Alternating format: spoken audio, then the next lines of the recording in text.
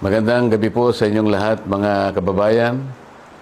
Ngayong araw ay narinig po ninyo ang pagpapahayag at mga deklarasyon at testimonya ng mga dating sundalo na nagpasya na magkatipon-tipon kaninang umaga at natapos kani-kanina lang tungkol sa maanumalyang flood control projects na kinapalooban ng maraming pagdideliver ng napakaraming mali-maletang salapi sa iba't ibang mga tao at opisyalis ng ating bansa. Yan po ang sinasalamin sana, mga kababayan, ng dapat na nangyari na inaakala naming huling pagdinig sana ng opisyal na Blue Ribbon Committee na aming sinet noong June 11, 2026.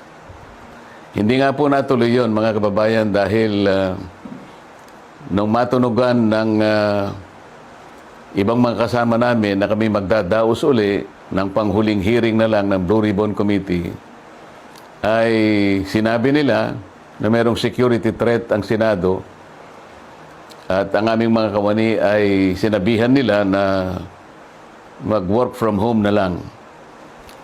Dahil po sa security threat at nagkaroon po ng napakaraming mga tanod sa Senado at wala naman po kaming magagamit na mga kawani, hindi po natuloy yung June 11 hearing na yon.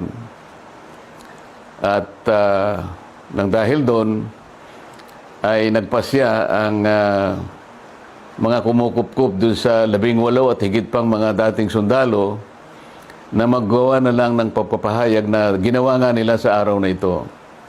Yan po mga narinig nyo sa araw na ito ay siyang dapat na marinig po ninyo sa isang pagdinig ng Blue Ribbon Committee na ang representasyong ito ay matagal na pong itinalaga ang kanyang kakayahan na siya ang manguna na matukoy po natin ang mga taong nasa likod ng napakamalaganap at napakamalaking nakawan sa salapi ng bayan na ganap po sa kasaysayan ng ating republika.